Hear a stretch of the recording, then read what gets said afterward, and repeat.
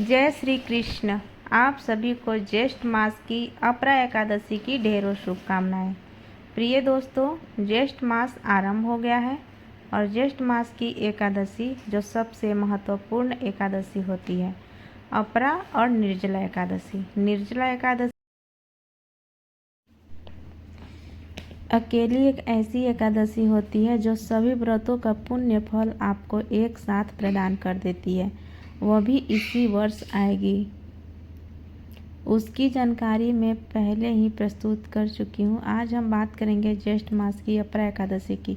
अपरा एकादशी कैसे मनुष्य का कल्याण करती है, हम जानेंगे क्यों इस एकादशी व्रत महत्वपूर्ण होता है, कैसे आप इसका लाभ ले सकते हैं, शास्त्र में इसकी महिमा क्या कही गई है, पुराण क्या बताते हैं इस एकादशी के विषय में, कैसे हम इस एकादशी का व्रत करना चाहिए और इस एकादशी के व्रत की महिमा क्या है, नियम क्या है, संपूर्ण जानकारी आपको प्रदान की जाएगी।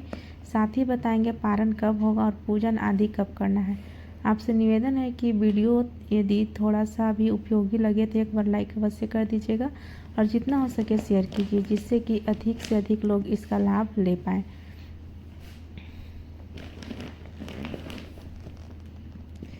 तो चलिए अधिक समय ना गंवाते हुए जानकारी आरंभ करते हैं।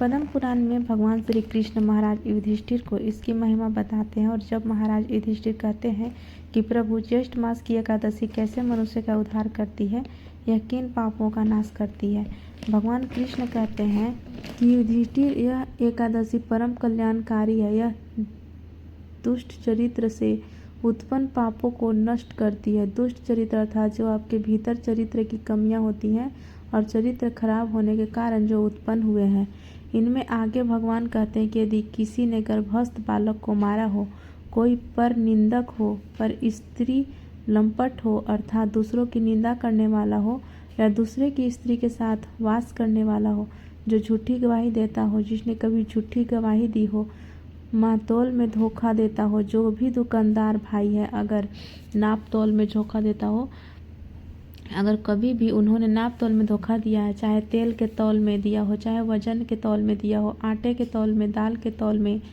चावल के तौल में, किसी भी चीज़ को तौलने में धोखा दिया हो और बिना जाने ही नक्षत्र की गणना करता हो, ऐसा ज्योतिष आचार्य, ऐसा ब्राह्मण जिसको ज्ञान नहीं है कि कुंडली देखने का, जिसको ज्ञान नहीं है, वह उस क्षेत्र का पर लोगों को धोखा दे रहा है, उसको कर रहा है वैद्य। आजकल आप देखते हैं झोला छाप वैद्य बहुत निकल के आते हैं, जिसको ज्ञान नहीं है, जिसमें पढ़ाई लिखाई नहीं करी है या जिसने गुरु से ऐसा कोई भी ज्ञान ग्रहण नहीं किया, पर वो वैद्य का काम करता है, डॉक्टर का काम करता है। इससे जो पाप उत्पन्न होता है वह साधारण पाप नहीं होता, यह बड़ा पाप होता है।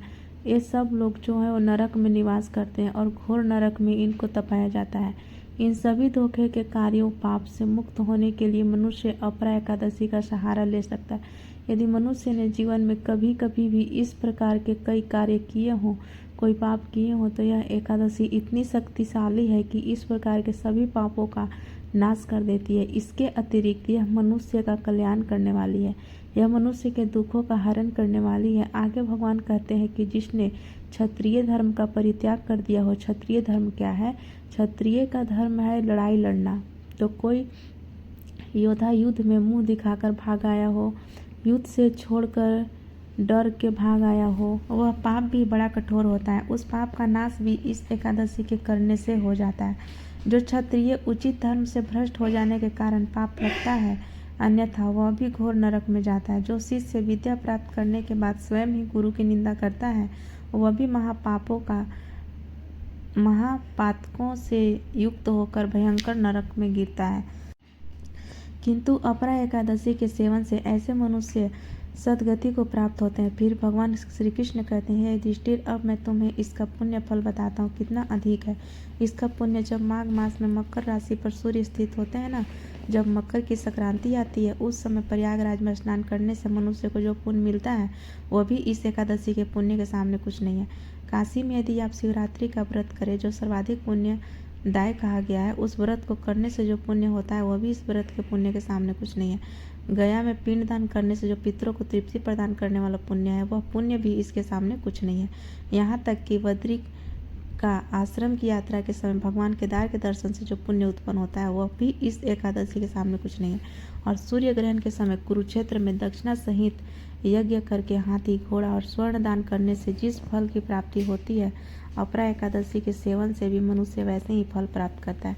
सूर्य कुरुक्षेत्र में आप बड़ा यज्ञ करें, ब्राह्मणों को खूब दान दक्षिणा दे, घोड़े दें, हाथी दे और सोना चांदी दान करें। उससे जो पुण्य मिलेगा उतना पुण्य केवल इस एकादशी का व्रत करने मात्र से प्राप्त हो जाता है। अपरा एकादशी का उपवास करके भगवान वामन की पूजा करने से मनुष्य सब पापों से मुक्त हो श्री विष्णु के लोक में प्रतिष्ठित होता है और उसके सभी पातकों का नाश हो जाता है। इस प्रकार से इसकी कही गई है। अब मैं अगर महिमा पर ही पूरा वीडियो कर दूं तो वीडियो बहुत बड़ा हो जाएगा। तो बड़ी कल्याणकारी एकादशी है।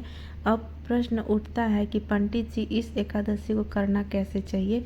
तो देखिए, एकादशी का जो व्रत है वह एक त्रिवसीय विधान होगा, 3 दिन का विधान है। इसका प्रथम दिन जब नियम आरंभ होते हैं 1 वक्त का आहार होता है, द्वितीय दिन पर व्रत रखा जाता है और तृतीय दिवस पर इसका पारण होता है। इससे 3 दिन का विधान है। आइए अब हम तीनों दिन के नियम जान लेते हैं। इस एकादशी के प्रथम दिवस जो है 10वीं तिथि को होता है। तो 10वीं तिथि को मनुष्य को कुछ वस्तुओं का त्याग कहा गया है, इनका ध्यान रखना चाहिए। सबसे पहले तो 10वीं तिथि को 1 वक्त का भोजन आप ग्रहण करें। अन्न जो है एक ही बार खाएं, यह उत्तम होगा। दूसरा, कांसे की वस्तु का प्रयोग नहीं करना है। कांसे के पात्र का प्रयोग न भगवान के लिए अर्पित करने के लिए, कई बार भगवान को भोग लगाने में थाली गिलास आदि प्रयोग है वह भी नहीं करना, बनाने में भी नहीं करना। कांसे का प्रयोग वर्जित है। 10वीं तिथि को मसूर की दाल का प्रयोग नहीं करना। 10वीं तिथि के दिन चने का साग नहीं खाना। 10वीं तिथि को ही जो व्रती लोग हैं उन्हें लहसुन प्याज आदि का त्याग कर देना चाहिए। ऐसा नहीं कि आज खूब खाएं और फिर आज खूब खाएं पिएं और रात्रि को और अगले दिन व्रत कर लें। आपको लहसुन प्याज आदि तामसिक पदार्थों का त्याग भी 1 दिन पूर्व करना चाहिए। बहुत से लोग मदिरा पान करते हैं, मांसाहार करते हैं और एकादशी व्रत भी करते हैं। तो उन लोगों को भी दिन से पहले यह सब छोड़ देना चाहिए। 10वीं तिथि को ही माताओं बहनों को अपने बाल धो लेने चाहिए, सर धो लेना चाहिए, क्योंकि एकादशी और द्वादशी में विशेष रूप से बाल धोने की मनाही होती है, सिर धोने की मनाही होती है। अब कई बार ऐसा होता है कि 10वीं तिथि को वार ऐसा पड़ता है जिस दिन धोने की मनाही आ जाती है। तो देखिए, तिथि का तो नियम आपको मानना ही पड़ेगा। ऐसी अवस्था जब भी कभी हो जब मनाही हो तो बाल धोने की, सर धोने की और धोना पड़े, क्योंकि पूजा पाठ के लिए आवश्यक है। तो आप उस अवस्था में बिना साबुन शैम्पू के शुद्ध जल से स्नान कीजिए, शुद्ध जल से बाल धो लीजिए। बाल धोने वाला जो जल है ना, पानी है, उसमें थोड़ा सा, चाहे 1 ढक्कन ही कच्चा दूध डालें, थोड़ा सा दूध डाल लीजिएगा। इससे जो दोष उत्पन्न होता है अनुचित दिवस पर बाल धोने का, वह समाप्त हो जाता है। पर यह पूजा पाठ की शुद्धि के लिए जब आवश्यक हो उसी समय आप इसका प्रयोग करें तो उत्तम है। इस प्रकार से 10वीं तिथि का दिन आपको व्यतीत करना है। पूजा के लिए जो सामग्री चाहिए उसको आप एकत्र कर लीजिए। मैं यहाँ सामग्री एक बार बता देती हूँ। भगवान नारायण की कोई तस्वीर या प्रतिमा लीजिए, कोई भी तस्वीर या प्रतिमा हो सकती है। चौकी पर स्थापित करेंगे तो चौकी लीजिएगा। चौकी पर बिछाने के लिए पीले रंग का वस्त्र लीजिएगा। अर्पित करने के लिए रौली, मौली, पान, सुपारी, लौंग, इलायची, धूप, दीप, इत्र, जनेऊ, कच्चा दूध, दही, घी, शक्कर, गंगा जल। यह पंचामृत के लिए एकादशी पर शहद वर्जित है। 10वीं तिथि को ही शहद का प्रयोग भी नहीं करना और द्वादशी को भी नहीं करना, एकादशी को भी नहीं करना, शहद वर्जित है। इसलिए पंचामृत का जो सामान है उसमें शहद प्रयोग नहीं होगा। यह सारी सामग्री आप एकत्र कर लीजिए। रात्रि काल को जब आप 10वीं तिथि को सोएंगे उससे पहले दंत धावन आदि कर लीजिए, जैसे कि अन्न का कोई दाना मुंह में ना रहे। और एकादशी के वाले दिन आपको सुबह सूर्योदय से पहले उठ जाना चाहिए। उठने के बाद स्नान आदि करेंगे या टूथपेस्ट, टूथब्रश का जो प्रयोग करते हैं, मैं बताऊं कि इस दिन दातुन तोड़ने की मनाही है। और इस दिन आप जो यह टूथपेस्ट का या मंजन आदि प्रयोग करते हैं ना, इनका प्रयोग करने से व्रत खंडित होता है, क्योंकि इनमें या तो केमिकल आता है या तो नमक आता है, पर दोनों ही आपके व्रत को खंडित करते हैं। क्या करें, अगर आपके पास किसी प्रकार के गुलाब आदि का पुष्प पाउडर है तो आप प्रयोग कर सकते हैं, अन्यथा एक व्रत वाला मंजन आता है उसका आप प्रयोग कर सकते हैं। यह आपके सभी प्रकार के व्रतों को खंडित होने से बचाता है, क्योंकि टूथपेस्ट या मंजन तो आपके सभी व्रतों को खंडित करता है। इसलिए आपको व्रत वाला मंजन अपने पास रखना ही चाहिए। प्रकार से सम्मान आदि करके स्वच्छ वस्त्र धारण कीजिए और स्वच्छ वस्त्र धारण करके भगवान सूर्य को जल दीजिए। यह ज्येष्ठ मास है, परम कल्याणकारी समय है। सूर्य भगवान को जल दीजिए। माँ तुलसी को जल दीजिए। तुलसी पूजन की मनाही नहीं होती। एकादशी के दिन अगर रविवार का दिन ना हो तो रविवार है तो पीपल देवता को भी जल दे सकते हैं। अगर रविवार का दिन नहीं है तो इसके बाद आपका जो पूजा स्थल है उसकी साफ सफाई कीजिए। भगवान नारायण की पूजा, एकादशी की पूजा करने के लिए जो भी स्थान आपके यहाँ पर उपयुक्त है ना, वहाँ सारी सामग्री एकत्र करके और आसन लगाकर बैठ जाइए। आप अपने मंदिर में भी पूजन कर सकते हैं, अन्यथा एक चौकी अलग से भी एकादशी के लिए लगा सकते हैं। बहुत कम होगा तो सारी सामग्री एकत्र करके एक लोटा लीजिए तांबे का। उसमें पहले थोड़ा सा गंगा जल भरिए, फिर शुद्ध जल भरिए और फिर उसमें से ही थोड़ा सा जल दूसरे किसी पात्र में ले लीजिए जो आपकी आचमनी के लिए प्रयोग होगा। आप किसी कटोरी में या गिलास में थोड़ा सा जल ले लीजिए, जैसे कि चम्मच से आप सीधे हाथ में लेकर आचमन करेंगे उसमें प्रयोग होगा। सबसे पहले स्थान का और सामग्री का आवश्यक होता है, क्योंकि सामग्री जो आपके पास आई है, जो आप पूजा में चढ़ाने जा रहे हैं, यह आप तक आने से पहले बहुत सारे लोगों के हाथों से निकली है। न जाने कौन किस अवस्था में था, किस प्रकार का था, तो आपको इसका शुद्धिकरण अवश्य करना चाहिए। भगवान को अर्पित करने से पहले आइए आप फूल के माध्यम से लोटे में जो जल भरा है, इस जल के छींटे दीजिए उस स्थान पर और उस सामग्री पर। ओम पवित्र पवित्रो ओम सर्वस्था गतवा यह स्मरत पुंडरीकाक्षाम सयाभ्यंत सुचिया। इस प्रकार से जल छींटी देकर हमने स्थान को पवित्र कर देना है, शुद्ध किया है, सामग्री को शुद्ध करना है। शुद्धिकरण करने के बाद चौकी लगाइए, चौकी पर पीला वस्त्र बिछाइए, भगवान की तस्वीर या प्रतिमा जो भी आपके पास है उसे विराजमान कीजिए और उसके सामने घी का दिया रखिए और विपरीत धूप रखिए। अगर तेल का दिया जलाते हैं तो लेफ्ट हैंड की तरफ तेल का दिया होगा और उसके विपरीत दिशा में धूप होगी। घी का दिया सीधे हाथ की ओर होगा। इस प्रकार स्थापना करने के बाद अब आप जल आचमनी करेंगे। अपने हाथ पर जल लीजिए, चम्मच से हस्तो प्रक्षाल नमः और हाथ धो लीजिए।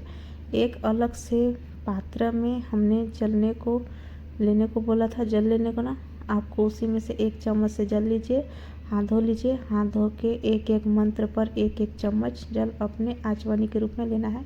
यहाँ पर बताऊँ कि 2-2 बूंद जल आपको लेना चाहिए, क्योंकि शास्त्र कहते हैं कि जो लोग निर्जला एकादशी व्रत कर रहे हैं ना, तो उन्हें 6 मास जल की आचमनी के रूप में अलग किया गया है, लेने के लिए कहा गया है। तो 6 मासा तभी हो जाएगा जब 3 बार आप 2-2 बूंद जल लेंगे तो 6 मासा हो जाएगा। ओम माधवाय नमः जल लीजिए, सीधे हाथ पर पी जाइए। ओम केशवाय नमः जल लीजिए, पी जाइए। ओम नारायण नमः जल लीजिए, पी जाइए।